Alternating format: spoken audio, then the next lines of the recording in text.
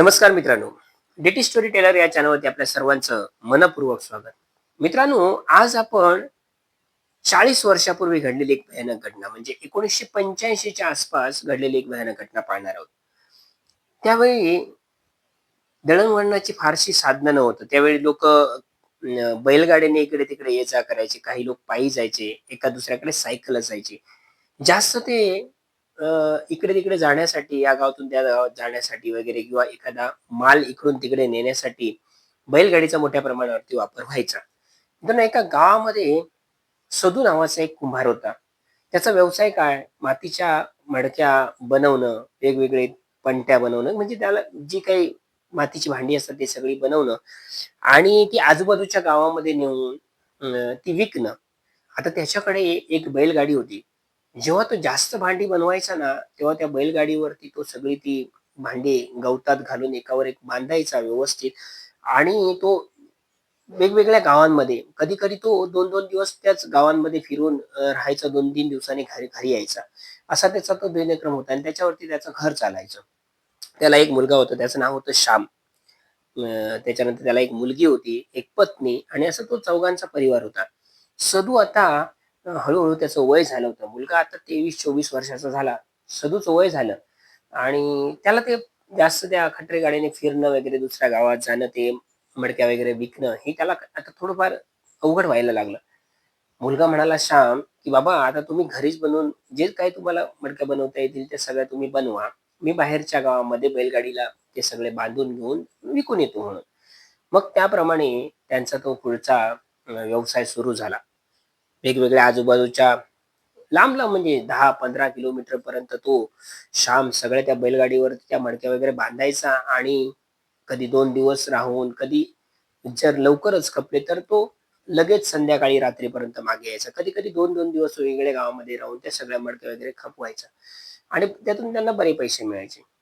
आता एके दिवशी काय होतं, श्याम दुपारी त्या मडकीचं जे सगळे बनवलेली भांडी असतात ती, थोडं गवत बैलगाडीमध्ये, त्याच्यावरती त्या मडक्या, पुन्हा एकदा गवत, त्याच्यावरती मडक्या, पुन्हा गवत, परत मडक्या, असं करून त्याने आज 100 एक तरी ती मडकी आणि विविध भांडी बैलगाडीमध्ये भरली आणि बैलांना जुंपलं. दुपारचं जेवण झाले आणि हा दुसऱ्या गावासाठी ती विकण्यासाठी म्हणून निघाला.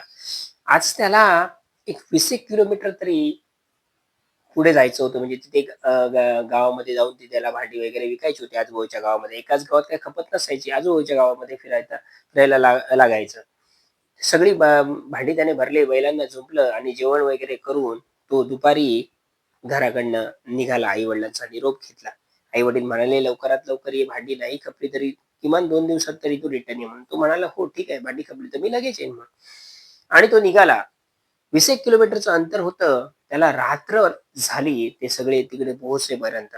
मग रात्री तो एका अ, शेतकऱ्याच्या घरी राहिला. तिथे बैलांना वगैरे बांधलं. तिथे तो नेलेला डबा त्याने वगैरे खाल्ला आणि रात्र तिथे घालवली. दुसऱ्या दिवशी तो आजूबाजूच्या गावामध्ये त्या मडक्या विकण्यासाठी म्हणून फिरू लागला. हां, म्हणता संध्याकाळी 7-7:30 पर्यंत त्याच्या सगळ्या मडक्या खपल्या. सगळी भांडी खपली.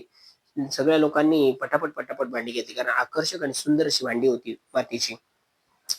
आता संध्याकाळी तो म्हणाला, "आता सगळं खपलंयच, तर मग आता आपण घरी घरी जायचं. आता इकडे कशाला राहायचंय? भांडी तर सगळी संपली." पहिल्यांदा त्याने गाडीला जुंपलं आणि तो घराकडच्या परतीच्या प्रवासाला लागला. आता त्या गावातली माणसं त्याला म्हणायला लागली, की 8 वाजलेत आणि आता तू घरी कशाला जातोयस? 20 किलोमीटरचं अंतर आहे तुझ्या घरापर्यंत जाण्यासाठी. तर तू आज गावातच आमच्या कोणाकडे ते एखाद्या शेतकऱ्याकडे वगैरे कोणाकडे तरी थांब आणि मग उद्या सकाळी निघून जा. तो म्हणाला, "माझे आई-वडील वाट बघतील. मला जायचंय. मला अर्जंट जावं लागेल आणि भांडी पण खपली. तर आता थांबण्यात काय अर्थ आहे ते." लोक म्हणाले, "इथून ना 7-8 किलोमीटर अंतर गेल्यानंतर एक भयानक जंगल आहे आणि त्या जंगलामध्ये वेगवेगळे भुताटकीचे असे भुताटकी दिसते किंवा भुताटकीचे वेगवेगळे असे काहीतरी प्रकार घडतात. त्यामुळे तू जाऊ नकोस." ह्याने एका मनाने विचार केला, की भुताटकीचे प्रकार घडत असतील तर आपण न गेलेलं बरं. पण एक मन सांगत होतं, की काय भुताटकी सगळेच लोक सांगतात, इथे जंगलात भुताटकी आहे, तिकडे भुताटकी आहे, इकडे पाण्याच्या तिकडे भुताटकी आहे, तिथे जायत नसतं, भूत असतं. आणि हा थोडासा यंग जनरेशन मधला असल्यामुळे ह्या सगळ्या गोष्टी काय त्याला पटत नव्हत्या. तो म्हणाला, की "काय होईल ते होईल. भूत मिळालं तर काही बघता येईल, तर मी जातो" म्हणून. आता गावातल्या लोकांनी त्याला वेगवेगळ्या प्रकारे सांगून पाहिलं. सगळ्या गोष्टी त्याला स्पष्ट करून सांगितल्या त्या जंगलामध्ये असे-असे विचित्र प्रकार, भुताटकीचे प्रकार त्या ठिकाणी घडतात म्हणून. तरी देखील हा आपल्या अट्टहासापायी त्या बैलगाडी घेऊन तो त्या गावातून आपल्या गावाकडे जायला निघाला. आता 9 वाजले होते. 9 वाजता तो जाण्याचा प्रवास त्याने सुरू केला. पुढचं 7-8 किलोमीटरचं अंतर हे अतिशय चांगला रस्ता होता. म्हणजे खडतरच रस्ता होता, पण मोठे दगड नव्हते. 7-8 किलोमीटरानंतर जे गावकऱ्यांनी सांगितलेलं ते जंगल मात्र सुरू झालं. मोठमोठी झाडं, मोठमोठा तो चढाव होता, मोठमोठे दगड होते आणि खडतर रस्ता होता तो. आता त्या माणसाने सांगितलं होतं, की त्या ठिकाणी वेगवेगळे भुताटकीचे प्रकार घडतात. आता तो जंगलाचा रस्ता मात्र पाहिल्यानंतर याच्या मनामध्ये थोडीशी भीती निर्माण झाली आणि दगडात होण्याचा तो रस्ता बैल ओढत-ओढत ती गाडीने पुढे सरकत होती. त्या धावपट्टीचा चाकांचा आवाज खडखड, खडखड, खडखड असा मोठ्याने होत होता. गळ्यात जे घुंगरू बांधलेले बैलांच्या त्यांचा देखील आवाज होत होता आणि हा गाडी हाकत होता. उजेडाला फक्त होता तो एक कंदील. गाडीच्या खाली कंदिलाची वात त्याने मोठी केली होती आणि तो त्या उजेडातच त्या जंगलातून जायला निघाला. भले मोठे वृक्ष होते, झाडं-झुडपं होती. जंगलात मात्र गेल्यानंतर रातकिड्यांची किरकिर सुरू झाली आणि तो सगळा परिसर, तिथलं ते सगळं वातावरण, तो अंधार पाहून याच्या मनामध्ये मात्र भीती निर्माण झाली. परंतु करणार होता काय? 7-8 किलोमीटर पुढे आलं होतं. आता ह्या जंगलाच्या पलीकडे गेलं काय आपल्या गावाकडे जाणारी वाट एक 10 किलोमीटर अंतरावरती आपलं गाव होतं. त्यानंतर तो सुखरूप निघून जाणार होता. पण ते जंगलाचं अंतर मात्र कसं पार केलं जाणार किंवा कसं पार होणार? इथे काही अघटित आपल्यासोबत घडायला नको असे वेगवेगळे विचार त्याच्या मनामध्ये येऊ लागले. आणि तो चालतोय, चालतोय, बैलांना चाबकाचे फटके देतोय आणि बैल ती गाडी ओढत-ओढत त्या चढावाच्या रस्त्याने जंगलाच्या मध्यभागापर्यंत आली. जशी मध्यभागापर्यंत आली, तशी मित्रांनो त्या जंगलातून जोरजोरात रडल्याचा आवाज त्याला येऊ लागला. आता ह्याने कान देऊन ऐकलं, की रडण्याचा आवाज कसा येतो? आजूबाजूला तर वस्ती कुठेच दिसली नाही. या 5-6 किलोमीटरमध्ये आणि जंगलातून एक रडण्याचा आवाज कसा काय येतोय? आणि कान देऊन ऐका त्या जंगलाच्या उंच टेकडीवरनं कोणतरी रडतंय, मध्येच कोणतरी हसतंय असा विचित्र आवाज त्याला येऊ लागले. हा थोडासा घाबरला. आता बैलांना लवकरात लवकर पळवण्यासाठी किंवा लवकरात लवकर जाण्यासाठी बैलांवरती चाबकाचे फटके ओढतो, पण बैलांची चाल आता मंदावली होती. बैल अतिशय संथ गतीने चालत होते आणि बैलांचं जे वागणं होतं थोडंसं विचित्र त्याला वाटू लागलं.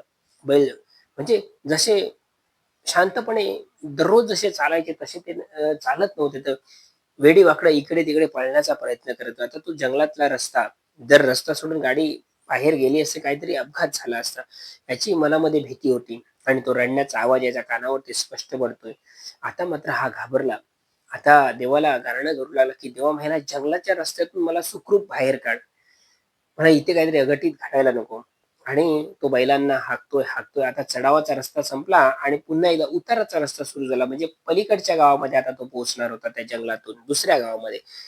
उताराच्या रस्त्यावरनं तो हळू बैलांचे कासरे धरत म्हणजे बैलांना ज्या बांधलेल्या दोऱ्या होत्या, त्या दोऱ्या ओढून धरत हळू गाडी हाकण्याचा प्रयत्न करत होता. इतक्यात मित्रांनो, बैलांच्या तोंडाला ना अक्षरशः असा फेस आल्यासारखा झाला. हा घाबरला, बैलांच्या तोंडाला फेस कसा काय आलाय? कदाचित बैल दमले असावेत हा चढावाचा रस्ता काढल्यानंतर.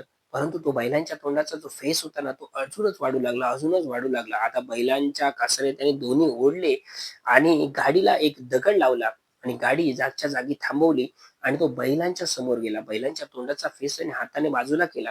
बैल अतिशय क्रोधिष्ठ झाले होते. म्हणजे श्वासोच्छ्वास सुस्कारे सोडत होते आणि बैलांचे डोळे असे भले मोठे झालेले होते. म्हणजे जसं त्याने काहीतरी पाहिलं असावं, असं त्याच्या मनामध्ये येऊ लागलं. हा आता म्हणतो, की सुखरूप ह्या बैलांना घेऊन मी जंगलाच्या पलीकडे गेलो म्हणजे चालू. आता पुन्हा एकदा देवाचा धावा सुरू झाला. परंतु बैल मात्र तसंच करत होते. सुस्कारे सोडत होते. तोंडाला सारखा त्यांच्या फेस येत होता आणि ते एका जागी स्थिर राहत नव्हते. पुढे जायचे, इकडे जायचे, तिकडे जायचे, अशी त्यांची परिस्थिती झाली होती. तो आता परत एकदा गाडीमध्ये चढला आणि गाडी पुन्हा एकदा त्या समोरच्या गावाच्या दिशेने हाकायला सुरुवात केली. जंगलाचा रस्ता अजूनही 2 2.5-3 किलोमीटरचा होता. त्याला काय समजेना आता काय आपल्या समोर वाढून ठेवलंय काय माहीत? सगळं नियतीला माहीत. जातोय मित्रांनो, तेवढ्या समोरूनच परत त्याला कोणतरी रडलेल्याचा आवाज येऊ लागला. बैलांची कासरे त्याने ओढून धरले. गाडी जागच्या जागी थांबवली आणि तो कानोसा घेतोय, की कुठून आवाज येत होता. अगदी समोरूनच, रस्त्याच्या समोरूनच तिथून त्याला तो आवाज येताना ऐकू आला आणि हा थांबला आणि त्याने खाली उतरला आणि कंदील जो बांधलेला होता गाडीला, तो कंदील त्याने हातात धरला आणि हातातून असा उंच थोडासा कंदील धरून तो पाहतोय समोर, की कोण आहे समोर म्हणून. गाडी थोडीशी पुढे नेली. तो आवाज अजूनही जोरजोरात येत होता. आता मात्र हा घाबरला. आता ठरवलं गाडीतून उतरायचं नाही. कारण भूत असेल तर ते गाडीमध्ये येत नाही असं ऐकलंय वडिलांकडून, आजोबांकडून. म्हणून गाडीतून उतरायचं नाही कोणत्याही परिस्थितीमध्ये. आता तो एका हातात कंदील तसाच पकडलाय आणि बैलांना हाकतोय. बैल आता पुढे जायला तयार नव्हते. थोडी-थोडी पावलं टाकत-टाकत ते जात होते आणि एवढ्यात समोरच्या एका झाडाला एक बाई लटकलेली म्हणजे तिने फास घेतला होता आणि रस्त्याच्या मधोमध सरळ अशी ती हलत होती. अशी हलते, हलते रस्त्याच्या मधोमध आणि दोरी एक 20 फूट तरी ती दोरी तिच्या गळ्याला अशी म्हणजे गळ्याभोवती फिरवलेली होती. तिने फास घेतला होता. जीभ एवढी मोठी अशी बाहेर आली होती, डोळे बाहेर आले होते आणि चित्र-विचित्र असा तिचा तो देह समोर दिसत होता आणि नाकातून अक्षरशः रक्त गळत होतं आणि ते मोठे डोळे ह्याच्याकडे असे एकटक पाहत होते. कंदिलाच्या उजेडामध्ये हे सगळं पाहिल्यानंतर हा घाबरला. काय होईल आता काय माहीत समोर काय होणार आहे काय समजेना त्याला. देवाचा धावा सुरू केला आणि मित्रांनो, कंदील त्याने असा थोडासा खाली केला आणि तो म्हणाला, की "काय होईल ते होईल." बैलांना हाकलत समोरून निघून जायचं. आता गाडी त्याच्या खालून निघून गेली असती. समजा ती बाई लटकत होती ना, त्याच्या गाडी खालून गेली होती. तेवढं ते अंतर होतं जमिनीपासून आणि गाडी हाकायला सुरुवात केली आणि अक्षरशः डोळे मिटून घेतले आणि बैल हाकतायत. बैल आता जोरदार पळायला लागले, जोरदार पळायला लागले. हा आता बैलांना कासरीतून ओढण्याचा प्रयत्न करतो. बैल काय थांबत नव्हते. आता मात्र त्याने समोर पाहिलं तर कोणी नव्हतं. मागे थोडंसं वळून पाहिलं तर ती बाई तशीच झाडाला लटकत अशी हलत होती.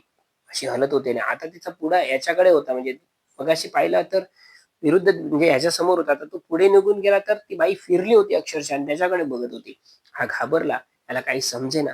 गाडी धावत, धावत, धावत, पुढे जातायत बैल आणि मागून रडण्याचा जोरदार आवाज येतोय, जोरदार आवाज येतोय. आता जंगलात सगळीकडे कोणतरी जोरजोरात रडतंय, कोण जोरजोरात हसतंय, कोणतरी किंचाळतंय. सगळीकडनं त्या जंगलामध्ये चित्रविचित्र आवाज येऊ लागले. त्याला काही समजेना तो आणि एवढ्यात त्याला समोर एक मिणमिणता असा दिवा जंगलाच्या बाजूला एक 100-1 फुटावरती दिसला आणि त्याला थोडंसं बरं वाटलं. इथे घर आहे की काय?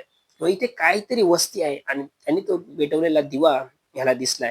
त्याने जाऊन रस्त्याच्या कडेला गाडी थांबवली आणि थोडासा कानोसा घेतला तर एक असं दगडी काहीतरी बांधकाम त्याला दिसलं. बैलांना घेऊन तो त्या दगडी बांधकामाच्या दिशेने गेला आणि समोर जाऊन पाहतो तर काय, एक थोडंसं पडकं मंदिर त्या जंगलामध्ये होते आणि त्याच्या गाभाऱ्यामध्ये पेटत ठेवलेला तो दिवा त्याला बाहेरून दिसत होता. हा बैलांना घेऊन तिथे पोहोचला होता गाडी. बैलांना गाडीला जे जुंपलेलं होतं ते सोडलं आणि झाडाला बांधलं. गाडी एका बाजूला त्याने लावून ठेवली आणि दोन बैलांना 2 झाडांना बांधलं आणि तो पाहिलं तर हे तर पडकं मंदिर आहे. पण एवढ्या अशा जंगलामध्ये हे पडकं मंदिर कसं काय? त्याला काही समजेना. परंतु त्या हळू त्या मंदिरामध्ये गेला. मंदिरामध्ये गेल्यानंतर मंदिरातलं आतलं वातावरण मात्र अतिशय शांत आणि पॉझिटिव्ह होतं आणि आत नीटनेटकेपणा होता. आणि समोर जाऊन पाहतो तर काय हनुमंताची एक 2 सव्वा 2 फुटाची त्या ठिकाणी मूर्ती होती. त्याला थोडंसं पाहून बरं वाटलं. भूत पिशाच जेव्हा आपल्याला त्यांची भीती वाटते तेव्हा सगळेजण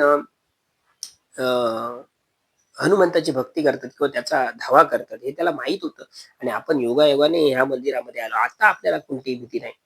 जसा त्याने मंदिराच्या समोरील घंटा वाजवली, तसा एक साधू त्या मंदिराच्या एका कोणामध्ये बसलेला होता. तो याच्याकडे काहीतरी वाचत बसलेला होता. तो याच्याकडे आला आणि पाहिलं तर एक साधू भगवं वस्त्र नेसलं होतं, दाढी वाढली होती, गळ्यात रुद्राक्षांची माळ होती आणि त्याने विचारलं, की "कोण तुम्ही? कुठून आलात एवढ्या रात्री?" मग हा त्याने सगळा प्रकार सांगितला आणि त्याने सांगितलं, की त्याने आता त्या भुताटकीचा जो त्याला दिसलेली ती बाई हे सगळं काही सांगितलं नाही. परंतु मी मडकं विकण्यासाठी गेलो होतो आणि मला उशीर झाला आणि आता मला पुढे अ, जाणं शक्य वाटत नाही म्हणून मी इथे थोडासा आराम करणार आहे आणि सकाळी निघून जाणार असं त्याला सांगितलं त्या साधूला श्यामने. साधू महाराज म्हणाले, "ठीक आहे, माझ्याकडे जी काही भाकरी आहे ती तू खा आणि मी तुला चटई देतो, एक उशी देतो, ते झोप आणि सकाळी निघून जा." आता त्याने त्याच्यासोबत त्या साधूंसोबत ती आणलेली साधूंकडे होती ती चटणी भाकरी काय जे होतं ते खाल्लं आणि साधू महाराजांनी त्यांना एक चटई दिली आणि तो म्हणाला, की "देवळाच्या ह्या गाभाऱ्याच्या बाजूला थोडासा समोर नको, पण बाजूला तू इथे या ठिकाणी झोप. निश्चिंत झोप. कसलीही भीती मनामध्ये बाळगू नकोस." साधू महाराजांनी आता तो बाहेरचा दरवाजा आतून लावून घेतला मंदिराचा आणि जाता जाता श्यामला मात्र सांगितलं आणि ते देखील त्याच मंदिराच्या एका दुसऱ्या कोपऱ्यामध्ये झोपणार होते. त्यांना सांगितलं, की इथे जे आवाज येतात ना ह्या जंगलामध्ये किंवा ह्या सगळ्या परिसरामध्ये, जर एखाद्या माणसाचा आवाज आला तर तो त्या माणसाचाच आवाज असेल ह्याची मात्र गॅरंटी नाही आहे. त्याला प्रतिसाद कोणताही द्यायचा नाही रात्रभर. सकाळ झाली, की मात्र काही अ, हरकत नाही. परंतु रात्री एखाद्या माणसाने आपल्या आवाजामध्ये हाक मारली, तर ती त्याच माणसाची असेल याची मात्र शाश्वती नाही. एवढ्या गोष्टी लक्षात ठेव. रात्री कोणत्याही परिस्थितीमध्ये दरवाजा उघडू नकोस. श्याम म्हणाला, की "ठीक आहे, मी कशाला दरवाजा उघडतोय? सकाळी दरवाजा उघडेन म्हणून." आणि दोघेही झोपी गेले. दोघेही झोपले म्हणता-म्हणता 11:30 12 वाजले, 12:30 वाजले. 12:30 वाजता मात्र तो हसण्याचा आवाज मंदिराच्या बाहेरून त्या बाईचा श्यामला येऊ लागला. हा घाबरला, दचकून जागेवर अंथरुणावरती उठून बसला. ही कोण रडलेल्याची बाई जी आपल्याला झाडाला लटकताना दिसलेली ना, तेव्हा जो आवाज आला तर तोच आवाज होता. आणि ह्याच्या मनामध्ये भीती निर्माण झाली. त्यांनी साधू महाराजांकडे पाहिलं तर ते गाढ निद्रेमध्ये होते. ह्याला वाटलं त्यांना कसं उठवायचं? त्यांना त्याने उठवलं नाही. तो पुन्हा एकदा अंथरुणावरती पडला. आता तो आवाज पूर्णपणे बंद झाला होता. रडण्याचा, हसण्याचा. काही अर्ध्या पाऊण तासाने असा एक विचित्र प्रकार त्या ठिकाणी घडला, की बाहेरून श्यामचे वडील म्हणजे सदू बाहेरून मंदिराच्या हाक मारतोय, "अरे श्याम, अरे श्याम, अरे तू इकडे कुठे आलायस? अरे तुला घरी यायचं होतं ना, तू इकडे कुठे येऊन झोपलाय? चल मी तुला घरी नेण्यासाठी आलोय." श्याम उठून अंथरुणावरती बसला. त्याला काही समजेना माझ्या बाबांचा आवाज आणि माझे बाबा इथपर्यंत शोधत कसे काय आले? आणि त्याला वाटलं, की आता जावं बाहेर आणि बाबांना जाऊन भेटावं आणि त्यांना सांगावं काय-काय घडलंय ते. परंतु याची अ, डेअरिंग होईना. त्यांना ते साधू बाबांचे शब्द आठवले, की रात्री माणसाचा येणारा आवाज हा माणसाचाच असेल याची शाश्वती नाही. हे त्याच्या कानावरती पुन्हा एकदा शब्द फिरून गेले आणि हा जागच्या जागी थांबला आणि परत झोपण्याचा प्रयत्न करतोय, परंतु त्याला झोप काही येईना. काही वेळानं मित्रांनो पुन्हा एकदा बाहेरून आवाज आला, "अरे श्याम चल इथे काय बसला? मी तुला न्यायला आलो. किती वेळ मी तुझी वाट पाहतोय. चल माझ्यासोबत. चल बाहेर ये. चल बाहेर ये." ह्याच्या मनामध्ये आता धडकी भरली, की काय करायचं? एक मन सांगत होते जाऊन दरवाजा उघडायचा आणि वडिलांना भेटावं. एक मन सांगत होतं साधूबाबांनी सांगितलंय कोणत्याही परिस्थितीत दरवाजा उघडायचा नाही. हा द्विधावस्थेमध्ये त्याची मनाची द्विधावस्था झाली होती. त्याला काही समजेना काय करावं? परत 15-20 मिनिटं झोपला. 15-20 मिनिटानं आता म्हणतो पुन्हा एकदा आवाज आला, "श्याम चल मी तुझी वाट बघतोय. चल आपल्याला घरी जायचंय. चल उठ." आता मात्र श्याम तडकन उठून अंथरुणावरती उभा राहिला आणि तो चालत, चालत दरवाजापर्यंत गेला. आता त्याने साधू महाराजांकडे पाहिलं, तर ते गाढ झोपलेले होते आणि ह्याने आता ती दरवाजाची तो कडी आहे ती सरकवणार एवढ्यात त्याचा हात त्या साधू महाराजांनी येऊन धरला आणि म्हणाला, "श्याम काय करतोयस? तुला काय सांगितलं होतं? इथे येणारा माणसाचा आवाज हा माणसाचा असेल याची गॅरंटी नाही आणि तू ही कडी खोलून बाहेर जाण्याचा प्रयत्न करतोय. माझी दुसरी अट होती, की दरवाजा खोलून बाहेर जायचं नाही रात्रभर आणि ही कडी खोलून तू बाहेर जाण्याचा प्रयत्न करतोयस." आता ह्याच्या सगळ्या डोक्यामध्ये प्रकाश पडला आणि पुन्हा एकदा कडी लगेच पुढे सरकवली आणि तो मागे आला आणि साधू महाराजांनी त्याला भरपूर काही-काही गोष्टी सांगितल्या, की ह्या ज्या गोष्टी मी तुला सांगितल्या होत्या, तू तू पाळायच्या होत्या, तू दरवाजाची कडी खोलायला का गेलास? तुला पाहायचं आहे नक्की तुझे बाहेर कोण आहे? हा सांगतो माझे वडील बाहेर आहेत म्हणून. तो म्हणतो तुझे वडील बाहेर असणं शक्यच नाही. एवढ्या रात्री तुझे वडील या ठिकाणी कसं शोधायला येतील आणि पायी चालत? तो म्हणतो ना, माझ्या बाबांचा आवाज आहे. माझे बाबा मला हाक मारून सांगतायत, की "श्याम चल घरी जायचं आहे आपल्याला. मी तुला शोधायला आलो" म्हणून. तो म्हणतो, ते तुझे बाबा वगैरे कोणी नाहीये. ती भुताटकी आहे. ती कर्ण पिशाचिनी आहे. ती रक्त पिशाचिनी आहे" म्हणून. म्हणतो, "हे कसं शक्य आहे? कसं शक्य आहे? तुला पाहायचंय?" त्याने त्या मंदिराला एक समोर खिडकी होती. त्या खिडकीचा दरवाजा थोडासा उघडला आणि बाहेर श्यामला पाहायला सांगितलं, "तुझे बाबा आहेत की ती रक्तपिशाचिनी आहे ना, ते तुला बघायचं तर बघ समोर." आणि त्या अंधाऱ्या रात्रीमध्ये त्याला तो असा अस्पष्ट असा चेहरा त्या बाईचा दिसू लागला. त्या बाईचे असे केस सोडलेले होते. नाकात अशी नथ घातलेली होती. रिंगीसारखी अशी नथ घातलेली आणि सबन असं चेहऱ्याला आणि असं तोंडाला आजूबाजूला रक्त लागलेलं होतं. रक्त असं गळत होतं आणि तिचा तो विचित्र असा चेहरा, काळे असे खोल गेलेले डोळे.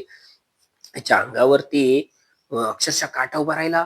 म्हणाले साधू महाराज, "हो, ही तर खरी रक्तपिशाचिनी आहे." ते साधू महाराज म्हणाले, "ही रक्तपिशाचिनी आहे म्हणजे ही ही काय करते तुला माहिती आहे? तुला आता जी दिसली होती वाटेत येताना, मला सगळं माहिती आहे, की तुला ती वाटेमध्ये दिसली होती लटकताना दोरीला आणि तू मला सांगितलंच नाही."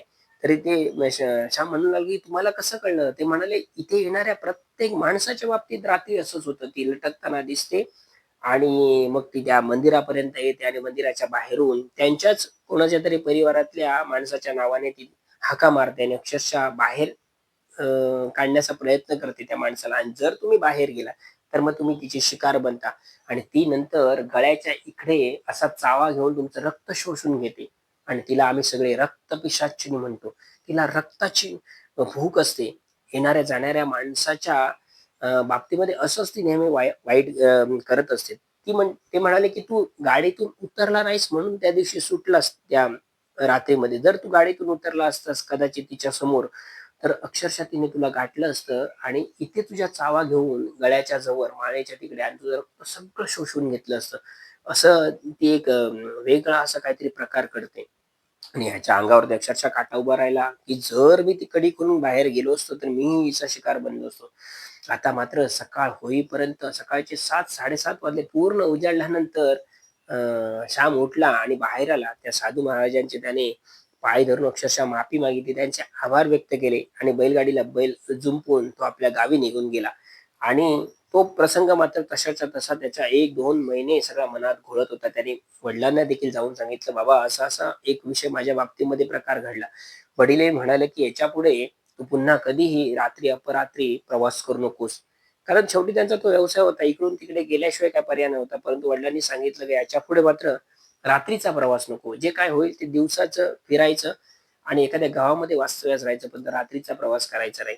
तर मित्रांनो, अशी ही एक घटना श्याम नावाच्या एका युवकाच्या बाबतीमध्ये घडली होती. ती मी तुम्हाला सांगण्याचा प्रयत्न केलाय.